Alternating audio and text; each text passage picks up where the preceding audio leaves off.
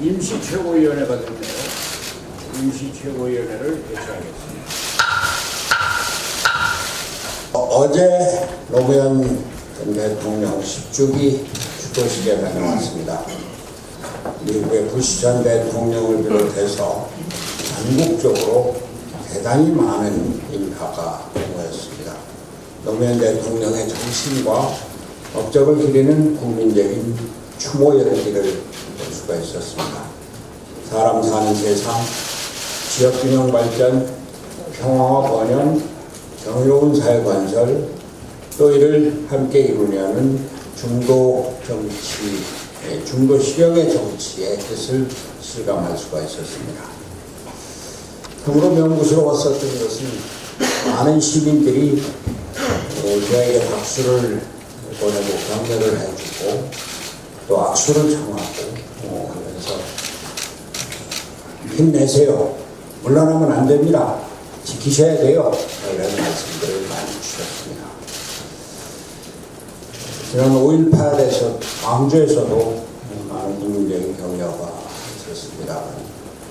이런 격려를 받으면서 용기를 얻으면서도 참으로 부러웠습니다. 그러면서 노무현 대통령이 제안했던 대연정 제안, 개헌 제안, 이러한 것들이 생각이 났습니다. 많은 사람들이 제게 묻거나 또는 의문을 가진다고 합니다. 저런 꼴을 당하면서 왜 그만두지 않고 무슨 욕심에 저렇게 버티나, 이런 얘기들을 한다. 그렇습니다. 저에게는 욕심이 있습니다. 대통령과 패권 세력이 권력을 농단해서 나라 망치는 정치가 아닌 국민이 주인되고 국회와 내각이 정치의 중심이 되는 정치를 만들겠다는 욕심입니다. 거대 양당의 극한적 대결 정치가 아닌 다당제 합의제 민주주의로 민생을 챙기는 실용 정치를 만들겠다는 욕심입니다. 바른미래당이 제3지대의 중심이 되는 새로운 정치, 제3의 길을 열어가겠다는 욕심입니다. 연동형 비례대표제도, 그래서 저의 목숨을 건 단식을 통해서 부족하나마 그 틀을 얻어내고 패스트트랙으로 그 논의의 틀을 만들어 놓은 것입니다. 선거제도 개혁은 우리나라 권력구조 개혁의 첫걸음일 뿐입니다. 우리가 추구하는 중도 정치는 이래서 필요한 것이고, 총선을 앞두고 양극의 정치로 회귀하려는 원심력을 무력화시키는 것은 이래서 요구되는 것입니다. 바른미래당을 지키려는 저의 노력은 이래서 필요한 것입니다. 우리 당을 둘러싼 갈등과 그로 인한 볼썽사나운 모습을 국민 여러분께 보여드릴 수밖에 없는 현실의 면목이었습니다. 참담한 심정입니다. 국민 여러분께 송구하다는 말씀을 드리지 않을 수가 없습니다.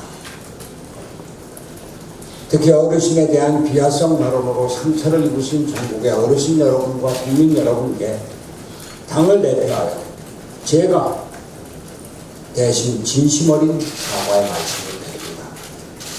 하대경 최고위원께서 어제 사과의 글을 올리시고 밤늦게 저희 집에까지 찾아와서 저에게 사과를 했습니다.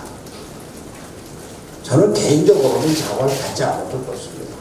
또 그것이 진심이라면 사과를 얼마든지 받아드립니다.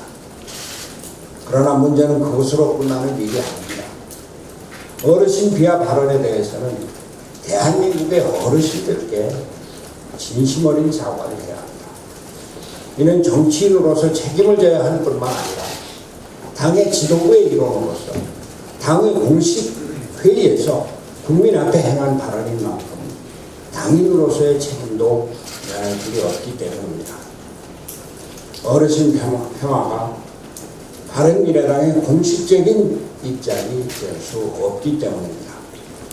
앞으로 바른미래당이 국민 앞에 책임 있는 공당으로서의 모습을 지켜나갈 수 있도록 최선을 다하겠습니다.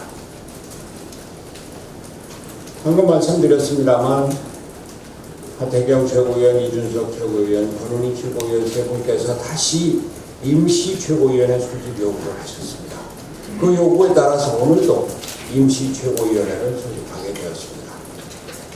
최고위원 세 분께서는 총 8건의 안건 상정을 요구하셨는데 5개 안건에 대해서는 이미 입장을 말씀드렸으므로 다시 거론하지 않겠습니다.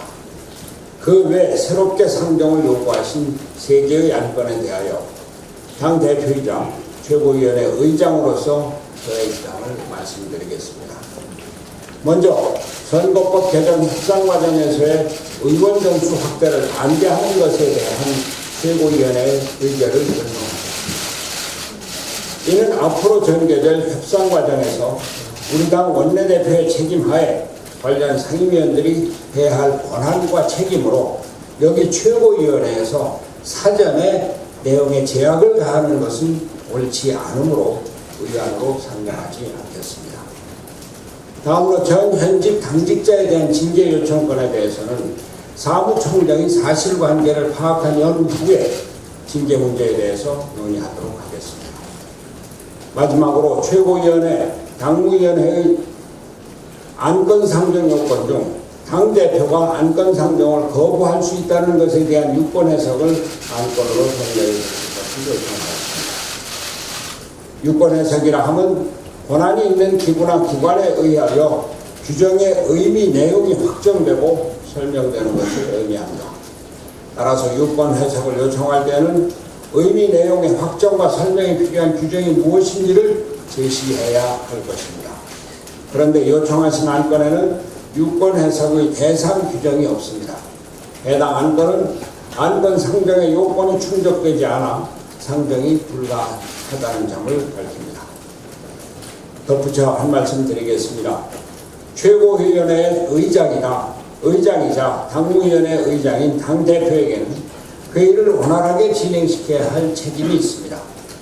이를 위해 의장에게 의사정리권이 부여된다는 것은 민주적 회의 진행 원칙의 기본 원리입니다.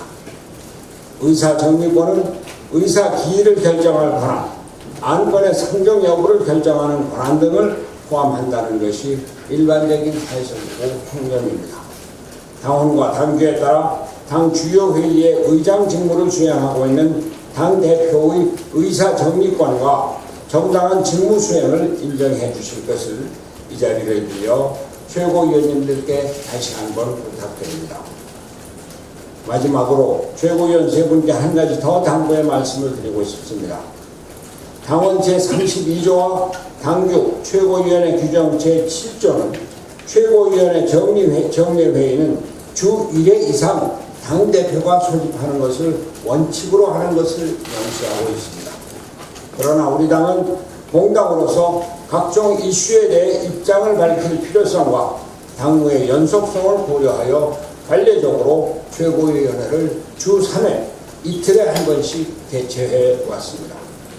그런데 정례회의에서 논의해도 충분할 일을 최고위원 세 분께서는 계속하여 임시회의 소집을 요구하고 계십니다. 임시회의가 계속되는 당이 정상적인 당의 모습입니까? 국민 여러분께서 우리 당을 어떻게 보시겠습니까? 어제만 해도 그렇습니다.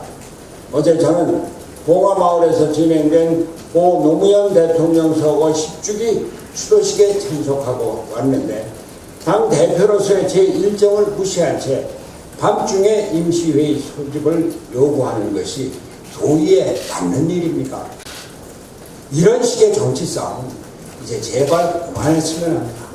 당이 분열하는 길입니다. 다음부터는 이러한 임시회 소집 요구는 받아들이지 않고 정기회의에서 처리하겠으니 양지해 주시기 바랍니다. 당대표로서 최고위원 세 분께 간곡히 말씀드립니다. 국민이 보는 다른 일이라면 생각해 주십시오. 다른 말씀 있으면 말해다만 일단 이것으로 마치겠습니다.